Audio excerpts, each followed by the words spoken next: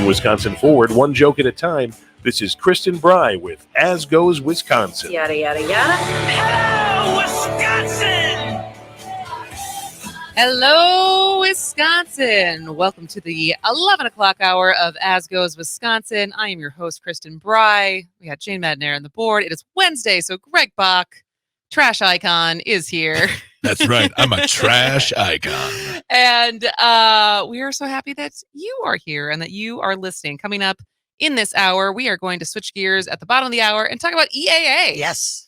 The 600,000 people that have descended upon Oshkosh And surrounding areas. and the surrounding areas. I always thought it was pronounced yeah.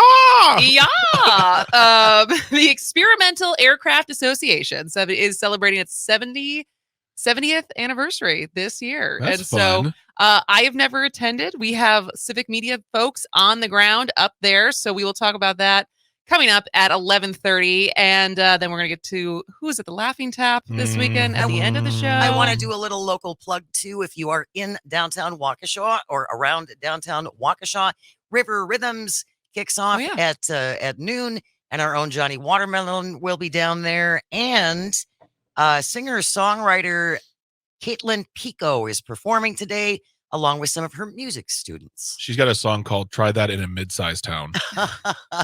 So Da-da-da. go support Caitlin and her music students and the wonderful River Rhythms in downtown And Waukesha. it looks like the rain is holding off. We got Yeah, we got a little bit. I see some blue skies over yonder here, so you never know. We'll see what happens. But this half hour, I came across this story on Monday, and it kind of just struck me as feeling like, well, that's not really like, what did you do? I feel like this is just disrespectful versus actually standing up for a cause that you believe in. And so the question that I have for you and would love to get your thoughts on is, what is good trouble? You know, what is activism? What is causing a ruckus or being antagonistic for a good purpose, for a good end goal, versus just being disrespectful and getting into trouble? 844-967-2789. And so the situation that sparked that question for me is there was a band called the 1975, which is a British band. It's a British pop rock band. I don't know their music super well. I'm sure there's some songs that if I heard, I'm like, oh, that's them. Okay. What I do know is that their lead singer is kind of problematic. He's said some off-color things in the past. He's a dipwad. Greg thinks he's a dipwad. He was dating Taylor Swift for a hot second, and a lot of people had feelings and thoughts about her dating him. They're no longer dating. But the band was playing in Malaysia and has since canceled their upcoming concerts in Indonesia and Taiwan, basically because lead singer Matty Healy attacked Malaysia's anti-LGBT laws last Friday. And he kissed the bass player, Ross McDonald, on stage. And then the band was swiftly banned from playing in the country. Because in Malaysia, homosexuality is illegal and it's punishable by 20 years in prison. And it's shunned but not illegal in most of Muslim majority Indonesia. And the band has said that it has canceled its Indonesia and Taiwan gigs due to current circumstances without elaborating. And so basically, to sum it up, is he on stage talked about how he thinks these laws are archaic and I don't see the effing point, right? I do not see the point of inviting the 1975 to a country and then telling us who we can have sex with, and then kissed his bandmate. And, I think it's anyone who listens to this show is pretty clear where I stand on everything LGBTQ in this country and people's rights and people's humanity. Yeah. And it also feels like when you are a guest in someone else's country, you cannot agree with it, but to kiss your bandmate and to object so blatantly, I don't know. Well, if they were that offended by these policies in Indonesia, why did they accept the money? Why did they go in there? the first place? Money. Yeah. And so that, and are you actually helping by like descending onto a country, making a spectacle, calling it activism, and then leaving? I say no. Like, I think, I think about if I would, and granted, I'm not like a famous person that this would cause any attention, but like if I were to ever, and I haven't, but if I were to ever go to a country where women are required to have their head covered, I would cover my head. Like, I would not show up and say, I think this is archaic. I think this is a stupid rule, and I'm not doing it. One, because I would probably end up somewhere I didn't want to be. Yes. But also be out of respect for a culture that you are entering into. And like, is this the time and place? And is it even effective to make a stand in that way? And so I think both in that scenario, that hypothetical, but also in this real scenario, like they were in the wrong. Like, I don't think they did anything. Greg, what say you? Well, if you listen to the show, you know where I stand as well as an identifying queer man. This was nothing to me. Like, this was one. I mean, that man is, in my opinion, trash. But I think he did it more for attention. I don't doubt that they are pro queer. I don't doubt that they think those rules are stupid as they are.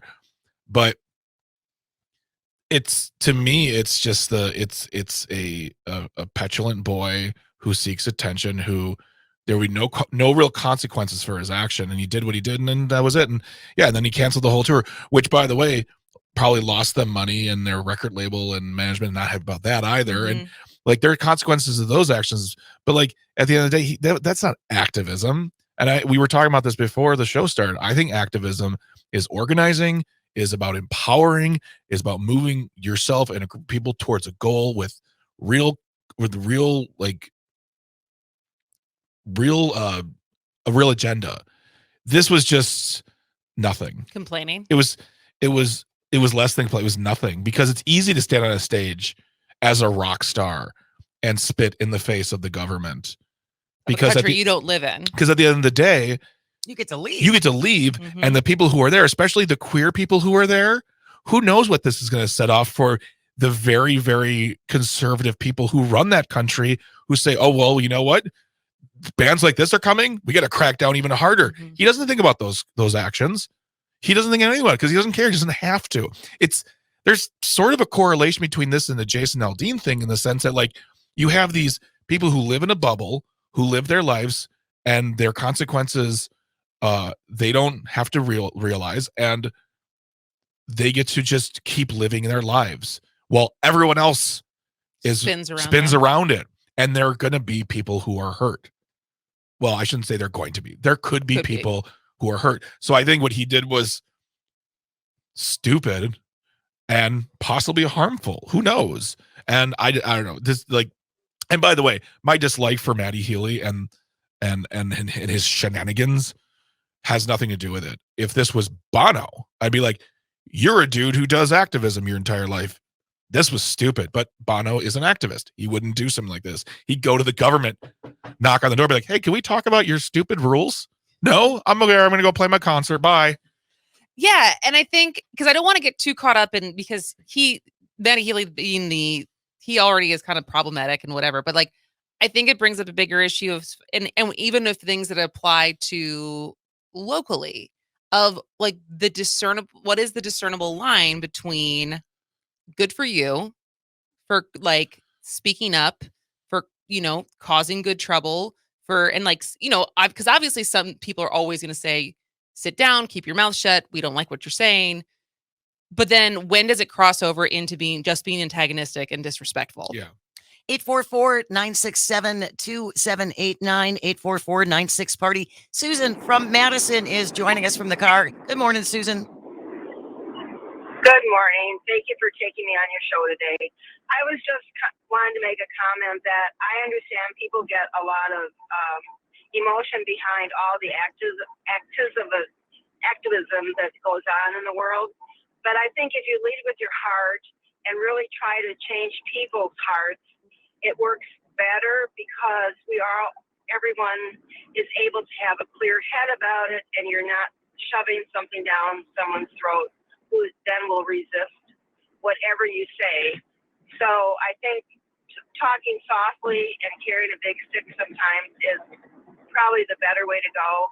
And I thought it was very, now that I hear this story, it's rather offensive that they were unable to try to get the point across another way.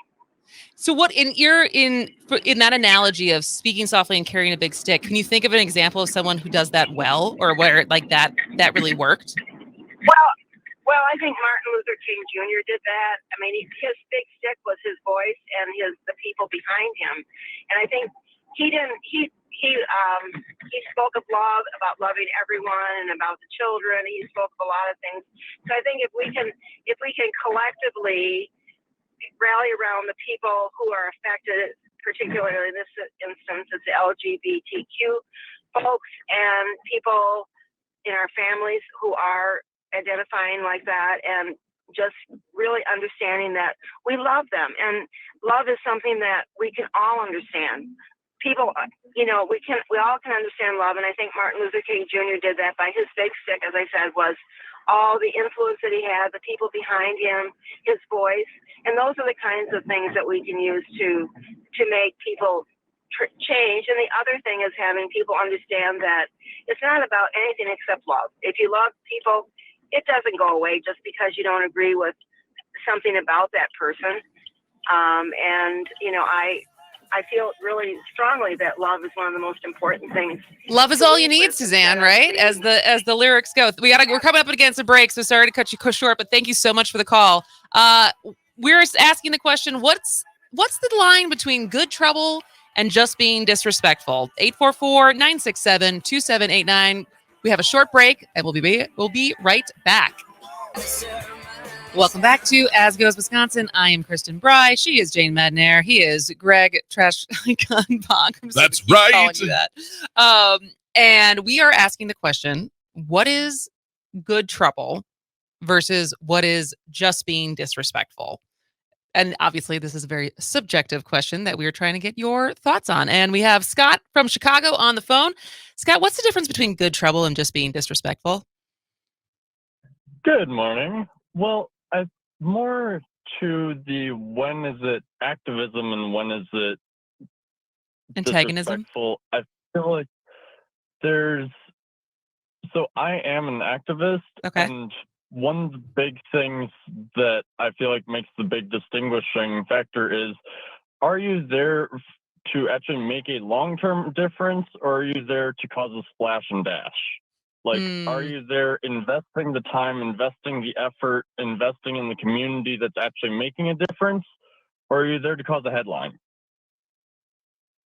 And in this scenario, the one that we're talking about with the 1975, it'd probably be the latter. Yeah, because like, what did they actually do? Did they do anything for the community to make a difference, or did they make a headline and leave? And what they really did was make a headline and leave. What did they tangibly do? And as Greg said too, Scott, they might have made things worse for the people who live there. Yeah. That's a really good distinction. Yeah, I think back to the. Sorry. I said it's a good distinction as far as like what is the purpose of the, because wouldn't some people say that by bringing attention to an issue that is a good thing, or is that not a blanket statement? It's definitely not a blanket statement, and I can actually use this in my own field because I'm an anti-human trafficking activist. Okay. And for the movie Sound of Freedom, you hear thoughts on both sides. But from an activist point of view, I like the movie for raising awareness about trafficking, but it doesn't give any action steps for anyone to get involved. Yep. Besides go see the movie. Okay, great. Yeah, it's like at the end of the movie, it says, invite your friends to go see it. It's like, and then what? I mean, I specifically brought my friends with me and then went to have a conversation with them afterwards. Like, what can we do now? It's like, okay, great. You're making headlines, but then what? Well, that's the thing too, is with that movie is the basic tenet of the movie is being lost in all of the controversy around the other people, pulling focus from the point of the film itself. Definitely. which does damage Definitely. for the cause. Well, and also who's doing the real work? I mean, this is Scott. We probably have to have you back to talk about That's Sound a of whole Freedom, because different- that's yeah. a whole other thing that I have been diving deep on as far as the controversy around the movie. What is real work when it comes to anti-trafficking for people who've been knowing that this is a huge problem and not just aware of it now? So call back when we talk about that topic. But thank you so much for calling right now, Scott. 844-967-2789, 844-96-PARTY. If you want to call and or text, we have Ron on the line from Milwaukee. Good morning, Ron. Good morning. I can think of a few recent historical examples of good ways of getting into good trouble in this fashion. One was Marlon Brando sending Sacheen Littlefeather in his place to accept his Oscar so she could talk about Native American rights. And it made everybody uncomfortable, and there was a big uproar and a backlash over it. But you know what? Hollywood started in being more inclusive, including Native American people in films, and not just in a, we're going to shoot you because you're a savage.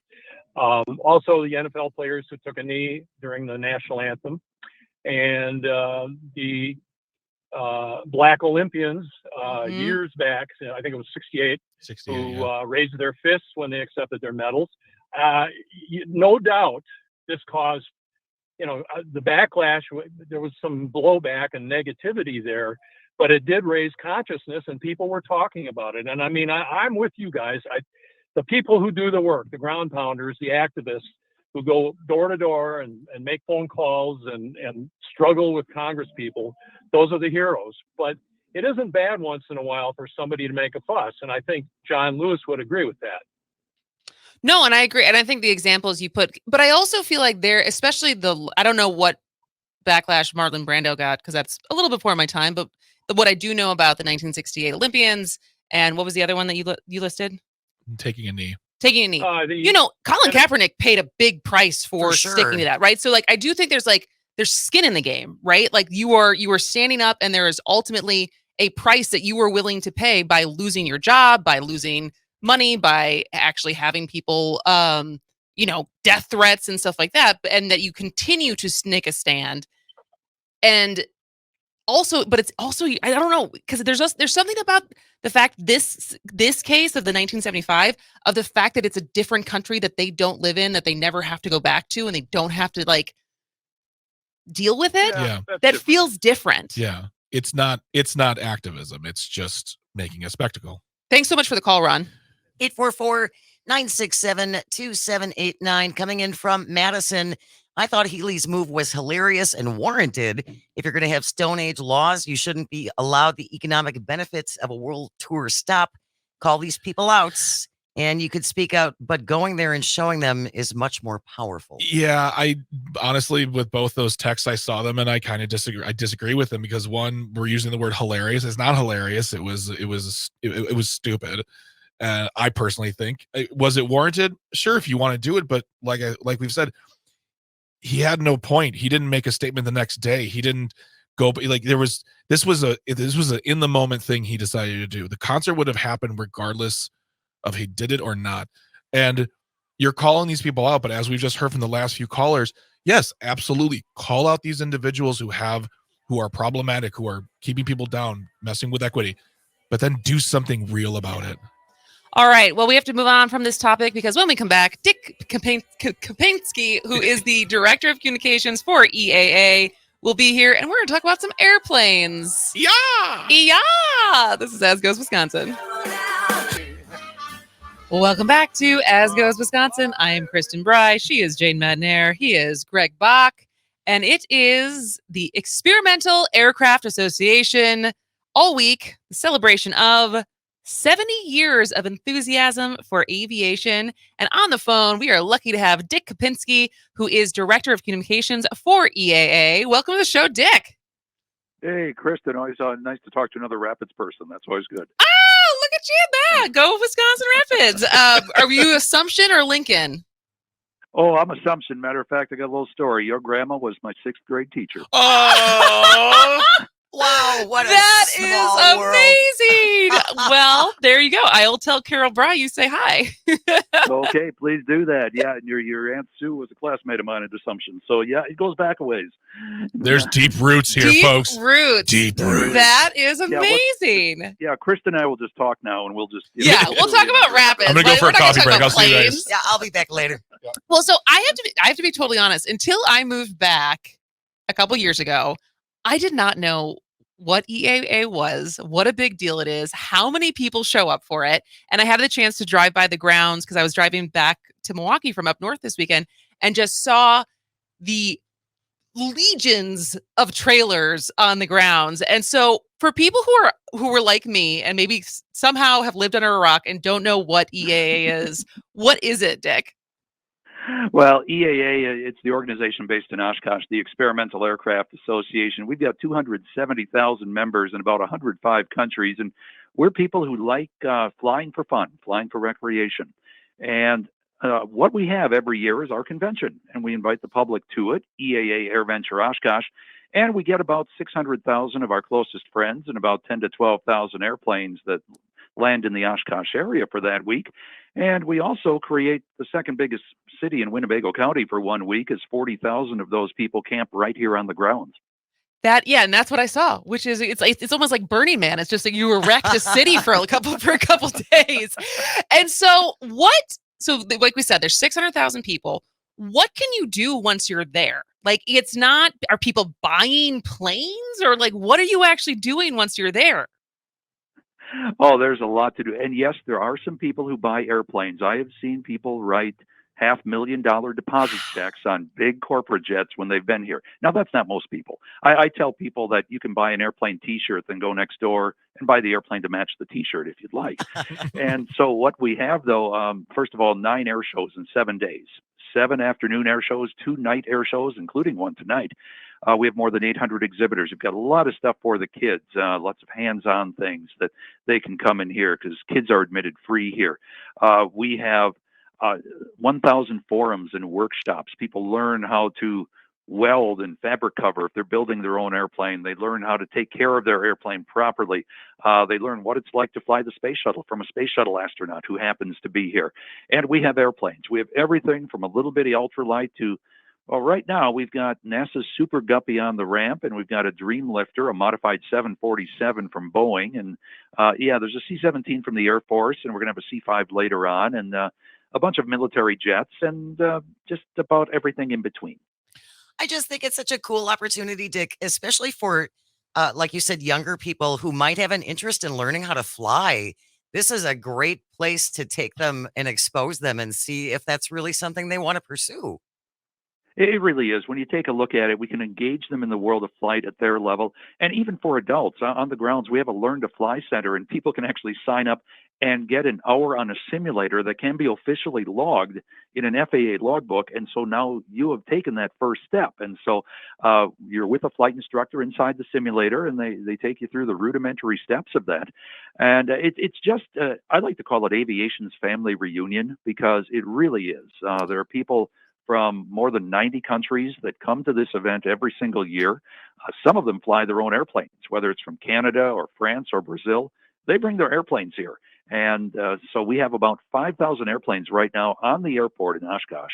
And as I said, we'll have 10 to 12,000 come to this area during the course of the week. We're talking to Dick Kapinski, who is the Director of Communications for the Experimental Aircraft Association, which their big celebration is happening all week up in Oshkosh. Greg, you had a question? Well, a couple of things. One, so I'm running the morning show, Meinl and the Mayor, from 6 to 8, and they've been there a couple of days here. And you're not just talking about your love of planes, but also about the future of where aviation's going. They were talking to a gentleman who's working on a product that would be like small, tiny personal aircrafts that are like that run on I think lithium-ion batteries. Like, you're talking about the future of aviation as well, not just what we're doing in the past. It's about where we're going next. That's part of it, indeed. There are a couple of companies here. I think you're talking about Opener, which brought its Blackfly, 8 small electric motors. It's a one-person flying aircraft. can go about 60 miles on a charge, can fly at 40, 50 miles an hour. So if you get sick of, the interstate traffic, well, here's a way to get to work. There's also one called WISC about urban air mobility. Boeing is involved in this one, and it's a 4-person autonomous electric vehicle. It flew here yesterday during the air show, and what they're thinking about, this would be part of an air taxi service.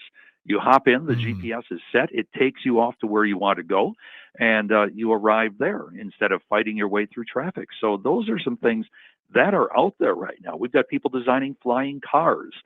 We even have a group called Gravity that is almost like, it's not even a rocket suit. They have small jet engines they strap to their forearms, and they go flying. They're Iron Man. All I can think of is the Rocketeer from like the Jennifer Connelly movie back from like the early 90s. And the other thing, Dick, that and Iron Man and everything else. Exactly. Yeah. So so we're not quite the Jetsons yet, but well, we're getting there. And another thing they talked about too was the fact that like the need for young people to be involved in this, the study, the work, whether it's pilots or people working on planes. There is a need for people to young people to see this and maybe spark interest to go to school to learn how to do these things. There's such an opportunity right now for young people, and we probably have 24 universities from throughout the nation that have aviation programs, either on the pilot side or the engineering and mechanical side. And right now there's such a crying need. Anybody who's had a flight canceled or delayed because of a lack of pilots over the past year can probably understand. The airlines are looking for pilots. They're here recruiting. They have Big Tent's Delta and Southwest and American. They are all here looking for people because they know it's a target-rich environment for aviators to come in and be part of their program. And so in the last couple of years, they've been showing up here and bringing big airliners as well and being part of this celebration. Dick, considering you guys had very, very humble beginnings, I mean, you certainly didn't have 600,000 people showing up at the first one 75 years ago. When did it really cut through, do you think? And when did the EAA really become a thing? Yeah, you're right. It started off, first year was in Milwaukee at what's now Timmerman back in 1953. They had 21 airplanes and 150 people, and everybody had dinner in the Miller Brewing Company hangar on Saturday night. Well, we can't do that anymore. Wow. But we have... but it really became a thing, I would say a world level event, probably in the mid 80s, the first time that Concorde landed here in Oshkosh. Before that, it had landed in the supersonic jetliner had landed in only 3 American cities, New York, Washington, D.C., and I believe Miami or Dallas. And Oshkosh was the 4th American city that the Concorde landed on. And everybody's going, Oshkosh, why Oshkosh? Well, was there even a runway big enough for that thing? There is. Yeah, we've got an 8,000-foot runway and a 5,700-foot runway. So, a matter of fact, we even have dots on the runway because it's so long, we can land 2 small airplanes on the runway at the same time, one at the end and one in the middle. So you get all the air traffic controllers bringing them in. But that is something we will have airplanes at an average, not the peak time, just the average, landing every 10 to 12 seconds here at Oshkosh. Wow. That is, I can't imagine what a sight that is to be able to see that. And to think about those air traffic controllers going. Yeah. Could talk about ice cold in your, like ice water in your veins. Whoa. I mean, just talking to you is making me excited for this. This is awesome. What was that, Dick? Yeah, it's an all-star crew. It's an all-star crew. Actually, the air traffic controllers put their names in that they want to work Oshkosh. The supervisors pick them from throughout the country. So we have an all-star crew of air traffic controllers, some 60 of them. 8 of them work in the tower at the time, and they help coordinate everything coming in. And we do become the world's busiest airport for 1 week a year. And I mean, this is just so good for Oshkosh and the surrounding area. Like, do you have numbers as far as like what the economic impact is for this every year? Yeah. It's UW Oshkosh did a survey, an independent survey, 4 or 5 years ago, and they determined just in the Fox Valley, the 5 counties of the Fox Valley, it's $170 million a year of economic impact. Now, to put that in some kind of perspective, the Ryder Cup and the PGA Golf Championship, when they came here, it was about $120 million of economic impact. Packer games are about $15 million per game. So 10 games during a season, about $150 million. So Air Venture means $170 million for the Fox Valley and maybe $200 million for the state of Wisconsin 1 week every single year. Wow. And more than 70% of the people that come to this event are outside Wisconsin. So we're not just exchanging money with one another. That is monumental. So then my last question, I don't know if you guys have more I questions. have one last question. That's it. But is, I mean, this is not just like small, like, you know, individuals. Like NASA unveiled some stuff this week, right? Yeah, they were talking about their new electric-powered airplane and working with Boeing, working with airlines about what they're looking at as far as aeronautics in the future. And they are here in a big way. On Monday night, we had people from the Artemis space program here. We had Apollo 16 astronaut Charlie Duke here talking about what it was like being on the moon and what they're hoping in the future moon missions might be like. So they are here talking with aeronautics, and they're doing a little recruiting for engineers here as well. So they're looking at this and going, this is a place we want to be when we want to talk about things that fly. So, Dick, okay, my question for you is this. Let's take the Concorde out of the equation because we just talked about it. For you, or maybe what, as far as your group goes, what would be like the biggest memory, the big plane that landed where you're like, you know, it showed up, you're like, I can't believe it's here right now. Life made. Yeah, exactly. Oh, man, probably one of my favorites had to be one of two, either Spaceship One, the first successful civilian spacecraft. It was on its way to the Smithsonian, and the designer said, I'm not giving it to the Smithsonian unless it lands at my organization's big festival in Oshkosh first. So 2005, that came in. And then the Airbus A380, the world's largest airliner, holds 600 people, double-decker, landed here, and it took 2 years to get them here because the French engineers, they knew the runway was long enough. They wanted to make sure it was thick enough so the airplane wouldn't crush the concrete. And they determined it was, and the airplane landed here. And that was mammoth. It was something. And so those two stand out for me. Yeah. How long have you worked there, Dick? This is number 31 on staff, so either I like it or I have no transferable skills. That's hilarious, Dick. That's what I always say about me. 31 years. That is, you must love this so much. And I'm assuming you have your pilot's license. I do. I've been started flying about 30 years ago, and so, you know, I've had the license, and I managed to squeeze 3 months of flight training into 7 years because of family, house, and all of those things. But it's a great achievement. It's a great way to look at things. It's a great way to head up north and beat the traffic.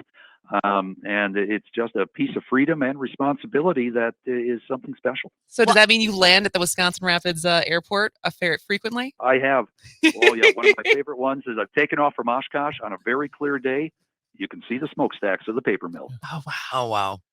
You know, you've reignited my desire. Like I wanted. You want to get on a plane right now? I've wanted to get a pilot's license for a long time, and then it kind of went away. I'm like, maybe not, maybe no longer. And now I'm like talking to you, Dick, and I'm like, maybe I'll do it. That's what he's gonna go this afternoon and yeah. go do it. I'm gonna find me a plane, and it's mine. Dick Kapinski is the director of communications for the Experimental Aircraft Association. This was so fun. Yeah. Have so much fun this week. I can't wait to go there next year because this sounds awesome. Remote show. Okay, well, we'll see you on the flight line. Thanks a lot. Appreciate Sounds good. time. Thanks, Dick. Thanks so much, Dick. All right, we got one more commercial. When we come back, we're going to talk about what is coming up, who is coming up at What the and Laughing, who. what and who at the Laughing Tap, and wrap up today's show. This is As Goes Wisconsin. Welcome back to As Goes Wisconsin. I am Kristen Bry. She is Jane Metnair. He is Greg Bach, and we got a quick text from Green Bay from the 920 with some good advice. If you go to the website Flight Radar 24, you can see all the planes flying into Oshkosh from your desktop. That is so cool. Thank you for that little piece of advice for people who maybe can't be there in person. But I would say I am not an aviation nerd. But after that segment and talking to Dick, kind of feel like I might be. Yeah. He's so enthusiastic. Oh my and gosh. obviously, you know, just loves it and is passionate about it and has been doing it all of these years. And he squished us in because I asked, I'm sure. I made the reach very, very late. And so we're really grateful that he was able to make some time. It's obviously because he went to school with my aunt. I literally just texted my aunt Sue. I was like, do you remember Dick Kapinski? Oh, that is so funny. He squished us in. But he did. He made Yeah. time. No, Well, we're super thank you, grateful Dick. for We that. We Was appreciate that. super fun. And everyone at the All right, Greg Bach. Yes. What's happening at the Laughing Tap this weekend? Oh my gosh, we got stuff happening. Actually, tonight. Lots of stuff. Lots of stuff tonight. We have the open mic. Yep. So you want to try comedy? or if you want to just watch comics work on material, tonight, 7:30, it is free, no cover, happy hour prices all night long on drinks. Sign up for a spot if you want. If not, just come watch, hang out, high five me. If not, elbow bump, whatever. Tomorrow, Barron's Brothers Comedy Show. Sorry, sold out. Next month's show tickets will be on sale soon. Give people how do you guys decide when it goes on sale? It usually goes on sale either the day. So it'll probably go on sale on Monday. Okay. Because Friday it's like whatever. But yeah, for some shows it'll be the day after that show has happened. But most likely it'll probably go on sale Monday. All right. So if you want to see the Barron's Brothers next month, check Friday and Monday. Yep. Just keep checking the website. I'll let you know also next Wednesday because and then Friday and Saturday, excuse me, Friday and Saturday, 3 shows. Mr. Mike Stanley, very funny man. 1 show Friday, 2 shows Saturday, 7:30 early show on Saturday, 10 o'clock late show on Saturday, and then 7:30 on Friday. Of course, tickets are available, laughingtap.com. He has been all over the country. He is a fan favorite. He is a comics comic too. Comics love him so much. And without further ado, let's just get to the clip. Pot's probably not the best motivator for anyone to get a job. Like, you ever heard 2 potheads talk about getting a job? No. Like, what would that even just, we should get jobs. What? That's it. That's the end of the... It's fine if you smoke pot, but there's one type of stoner I hate being around, and that's the person who, when they do get high, they think it makes them smarter somehow. Do you know one of these? And I realize there's certain things I can't do with that friend while he's stoned anymore. Like, I can't watch movies with him anymore. Here's what happened a few weeks ago. We were watching a movie. He's smoking a joint. I'm completely sober. We're watching Return of the Jedi. I don't want to ruin the movie for you guys. But at one point in Return of the Jedi, a spaceship explodes. And my buddy leans over and he goes, you know that would never actually happen in real life. Bro, you'd never see a fireball in space because fire needs oxygen to survive. And there's 0 oxygen in space. So that would never happen.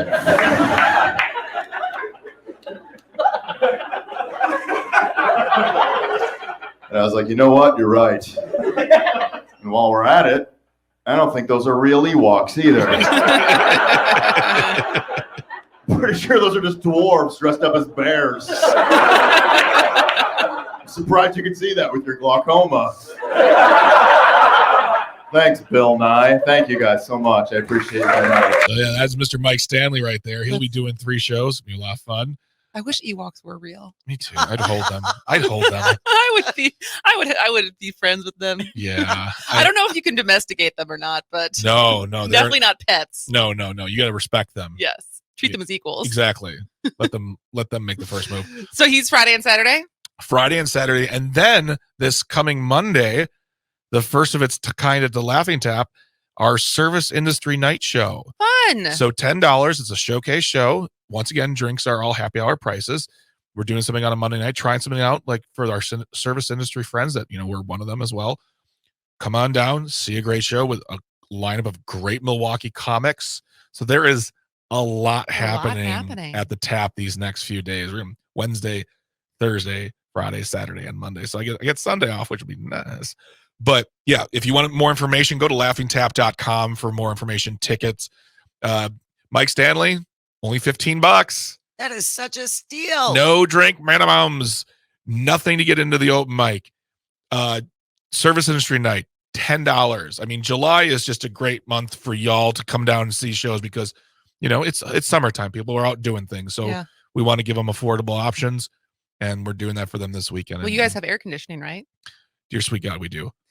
Do you know what else has air conditioning? So beat the heat there. You know what else has air conditioning? My car now. But point is come on down, see a show. Let's high five if we can. I'd love to see you down there. And, just a real quick thanks to all the people who listen to this show, who have come to shows at the Tap and talked to me. It's been very nice to meet you all because it means a lot to me that you support this show and you support the Tap and that you love local things because you're awesome. How was your show? How was your performance last weekend? Oh my gosh. Next level. Yeah. Next level. It was so much fun. Crushed it? I would say I did really well on Friday. Saturday was a good show. It was a little, I don't know what it was about Saturday early show, but there was something about it. But I still did well. And then Saturday late, there weren't a lot of people, but it was still fun. So we had a good time. And Chastity Washington is just the best. I need to see her live. Yes, you do. I do. All right. Well, this was a super fun show. It was a blast. It went by fast. And now the darkness is creeping in because I think the rain is coming. Kristen, Jane, the clouds look angry. We need the rain. Oh, well, a big thank you to Greg, as always, for being here on Wednesdays. Thank you to Dick Kapinski for squeezing us in his busiest week of the year. Thank you to everyone who called in and gave their very thoughtful opinions on all the different things we talked about. My new friend, Bill from Economawalk. Joe, but I don't know. Bill and Joe might be tied today for the spiciest takes. Love those guys. Tomorrow, there will be no public service announcement because Kristen Lyerly is traveling, but J.R. Radcliffe will be back. So we're going to get a sports update from him. And I don't know what else we're going to talk about. I'll figure that out tonight or tomorrow. So tune in to find out. Yeah, let's see if you have to come back. It'll be a surprise. This has been As Goes Wisconsin. We'll see you tomorrow.